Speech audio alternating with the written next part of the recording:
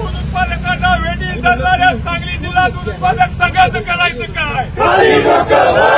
दूध उत्पादकांना वेटीस धरणाऱ्या सांगली जिल्हा दूध उत्पादक संघाचं करायचं काय? दूध उत्पादकांचं कपाट मोडणाऱ्या शिंदे सरकारचं करायचं काय? दूध उत्पादकांचं कपाट मोडणाऱ्या दुग्ध विकास मंत्र्याचं करायचं काय? दूध उत्पादकांचं कपाट मोडणाऱ्या उपमुख्यमंत्र्याचं करायचं काय? दूध दर आमच्या हक्काचा, दूध दर आमच्या हक्काचा, दुधाला अनुदान नको, दूध दर द्या, दुधाला अनुदान नको, दुधाला अनुदान नको, दूध दर आमच्या हक्काचा,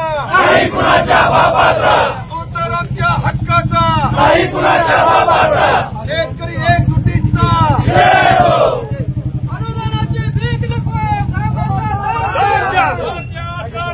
गाईला 60 रुपये दर, पैशाच्या दुधाला 60 रुपये दर, दुधातली भेसळ, दुधातली भेसळ, दुग्ध विकास मंत्र्याचं करायचं काय?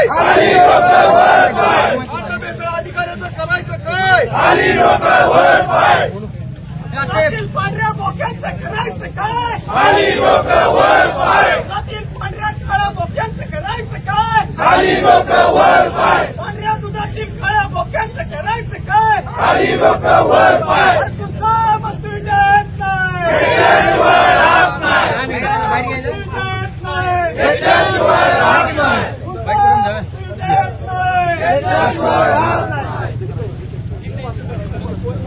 रिक्षा पुढे घ्या, रिक्षा पुढे घ्या आणि बाईक रिक्षा पुढे घ्या इकडं.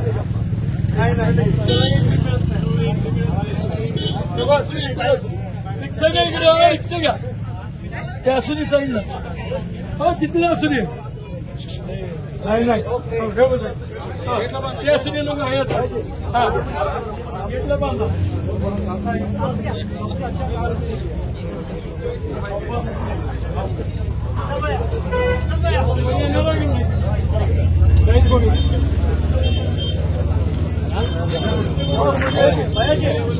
इधर साइड में थोड़ा घाटी वही नहीं आते.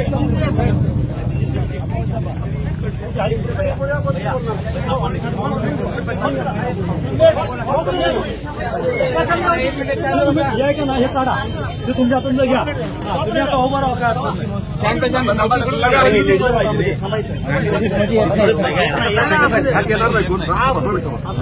बोला. आज तासगाव तालुक्यामध्ये सर्व दूध उत्पादक शेतकऱ्यांच्या वतीनं आज या ठिकाणी तहसील कार्यालयावरती मोर्चा काढण्यात आलेला आहे. आमच्या मागण्या अशा आहेत की आमच्या कष्टाचं घामाचं जे दूध आहे हे या ठिकाणी आज कवडीमोल किमतीने खरेदी केलं जाते.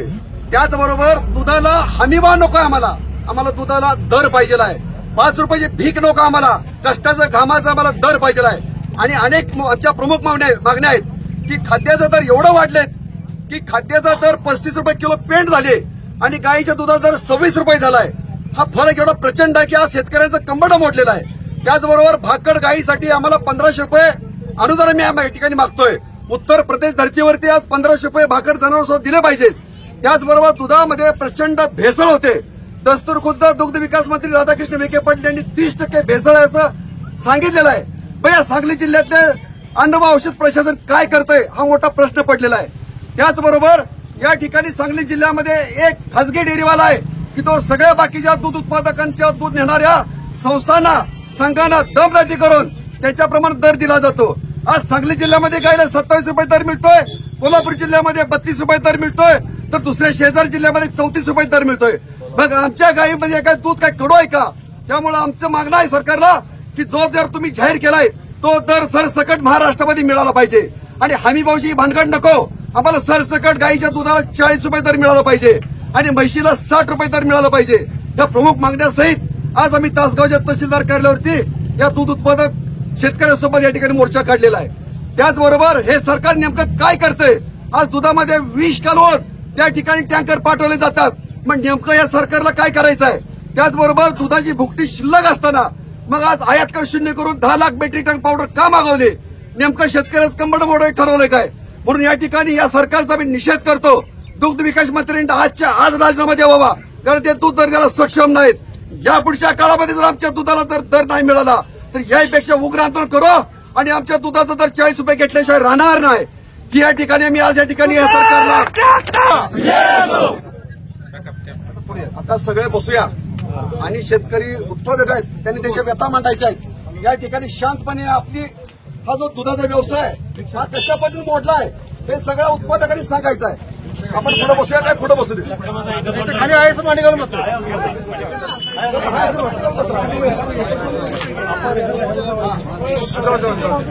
सावली जाऊ दे, सावली जाऊ दे।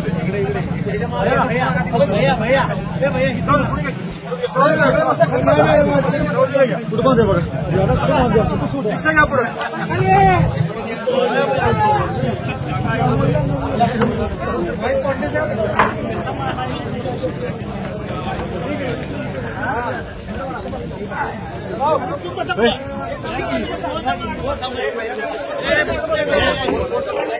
सर्वांनी गेट समोर बसून घ्यायचं।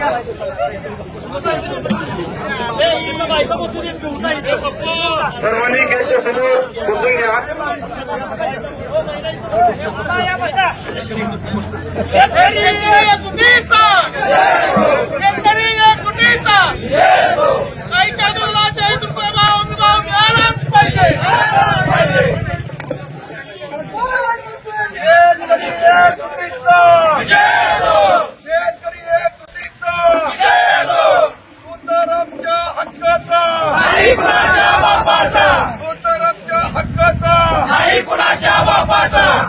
उत्पादक शेतकरी संघर्ष समितीचा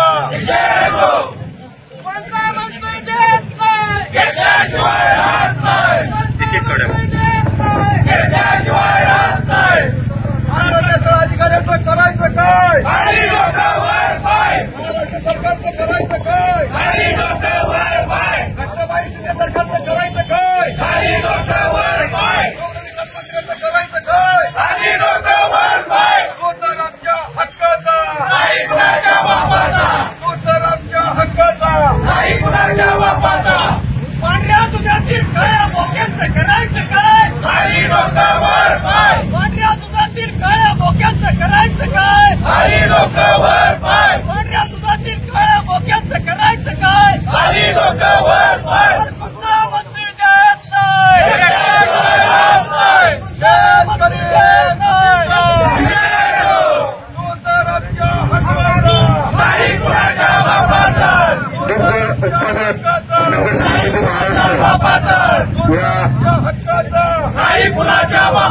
समितीच्या वतीने आज आपण या ठिकाणी विविध मागण्यांसाठी प्राथमिक स्वरूपामध्ये मोर्चाचं नियोजन केलेलं आहे।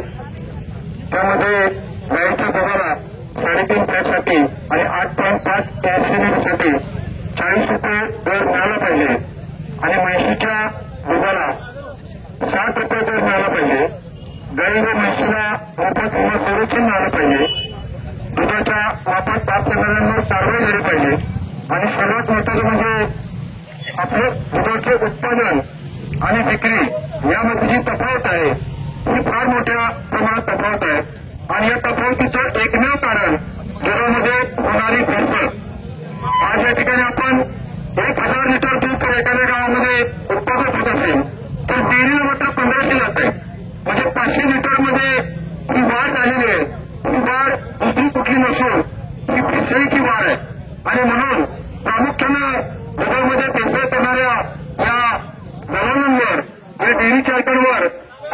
नसून प्रशासनाने कारवाई केली पाहिजे.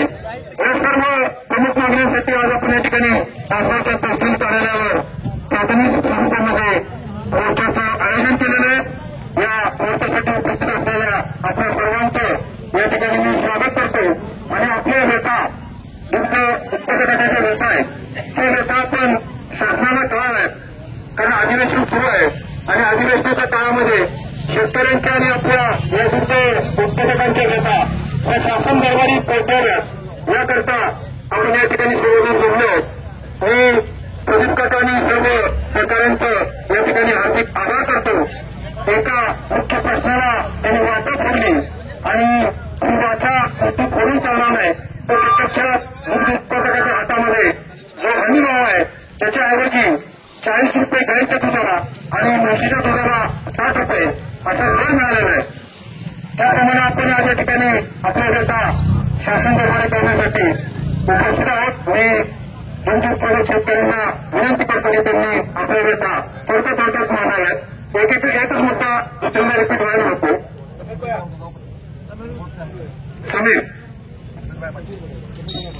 समीर भैया पाटील या ठिकाणी आपल्या दुग्ध उत्पादकांच्या अडचणी व्यथा मांडतील.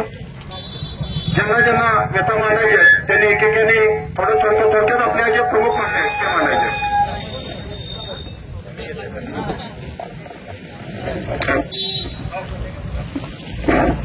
जगज्जननी भवानी स्वराज्याच्या आराध्य दैवत छत्रपती शिवाजीराजे महाराज आणि ज्यांनी लढण्याची प्रेरणा आम्हाला दिली ते स्वराज्याचे रक्षक छत्रपती संभाजीराजे महाराज विज्ञात व अज्ञात सर्वच महापुरुषांच्या पावन पवित्र अशा स्मृतीस मी अभिवादन करतो. देशाच्या सीमेवरती लढत असणारा माझा सैन्य आणि काळ्या आईचे आशीर्वाद चालू नसून काळ्या आईचं पान करणाऱ्या माझ्या शेतकरी मायबाप बंधू केले.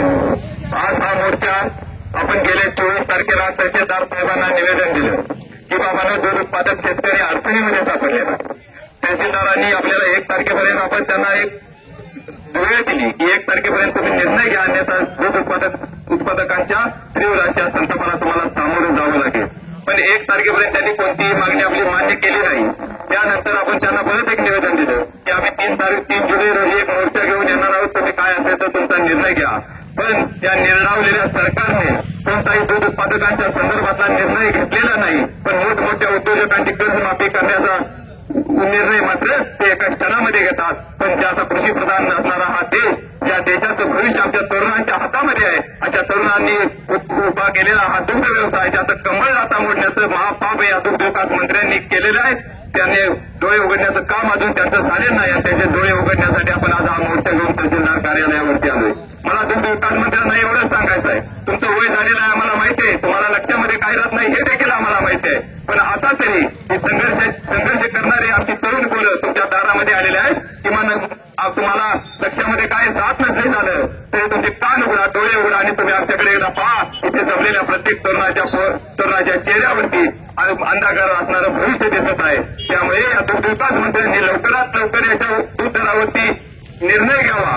गाईच्या दुधाला 40 रुपये आणि म्हशीच्या दुधाला 60 रुपये हमीभाव त्यांनी लवकरात लवकर आम्हाला द्यावा. या अनुदानाची तात्पुरती कुबड्या घेणारी तरतूद आम्हाला नको आहे. हे अनुदान जाहीर करायचं त्याच्यासाठी लांबच्या लांब माझ्या दूध उत्पादक शेतकऱ्यांना रांगा लावायच्या आणि त्याच्यानंतर 1 महिना 2 महिने गेले की अनुदान बंद करायचं. ही खेळ आता तुम्ही थांबवा. ही खेळ थांबवा. आता तुमच्या या भूतापानं कोणताही शेतकरी बळ पडणार नाही. मागच्या डिसेंबर महिन्यामध्ये तुम्ही उत्पादनावर अनुदान जाहीर केलं. 5 रुपयाचं अनुदान देण्याचं तुम्ही सर्वांना आश्वासन दिलं. त्या 5 रुपये अनुदानाचं झालं काय याचं प्रथम तुम्ही आम्हाला सांगा. या राज्यातील 87 कोटी 95 लाख लिटर दूध तुम्ही बाजूला काढलं की त्याची अनुदानासारखी क्षमता नाही म्हणून. पण त्या 87 कोटी 95 लाख लिटरचं दूध तुम्ही काय केलं त्याचा हिशोब पहिला द्या.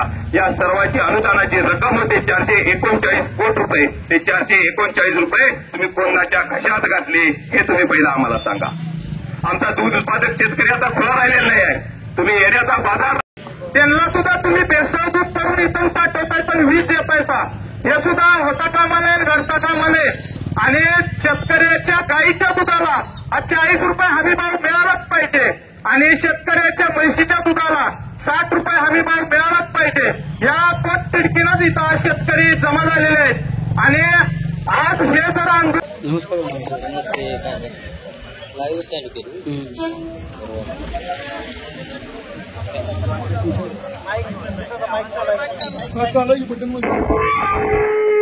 जय महाराष्ट्र. इथं जमलेल्या सर्व बंधू भगिनींनी, सर्व शेतकऱ्यांनी, कष्टकरी शेतकऱ्यांनी आपल्या भावना व्यक्त केल्या, आपला उग्र राग इथं व्यक्त केला. खऱ्या दृष्ट्या बघितलं गेलं तर शेतकऱ्याला दरवाढ मिळालाच पाहिजे. त्यामधलं कष्ट बघा. आजकाल निसर्गाने सुद्धा शेतकऱ्याला खूप वाढवलंय. शेतकऱ्याला निसर्गाबरोबर सगळ्या अधिकाऱ्यांनी सुद्धा वाढवलं म्हणजे तरी चालेल. त्यांनी धार्मिकदृष्ट्या जर विचार केला तर आपलं जन सर्वसामान्य लोक जर भेसळयुक्त असतील तर मग अधिकारी काय फिल्टर सुद्धा येतात काय? त्यांना काय फिल्टर करून दूध मिळालं जाते काय? सरळ सरळ असा विषय आहे की हा आपल्या आरोग्याची खेळणी आहे. आपलं आरोग्य धोक्यात आहे. आज शिशुपासून आपल्या मुलांपर्यंत आपण डोळे झाकून दूध देतो, आरोग्यासाठी चांगलं आहे म्हणून. तुम्ही देशात विषारयुक्त दूध दिलं जातंय त्याच्यावरती खरंच कारवाई केली पाहिजे. मी एक जबाबदार महिला म्हणून, एक जबाबदार आई म्हणून हा प्रश्न मी प्रशासनासमोर मांडते की भेसळयुक्त दूध हे बंद झालंच पाहिजे. शेतकऱ्याला दरवाढ मिळालीच पाहिजे आणि देवस्थानाने अधिकाऱ्यांनी ह्या प्रश्नाकडे बघितलं पाहिजे आणि काहीतरी याच्यावरती उपाययोजना केली पाहिजे. धन्यवाद.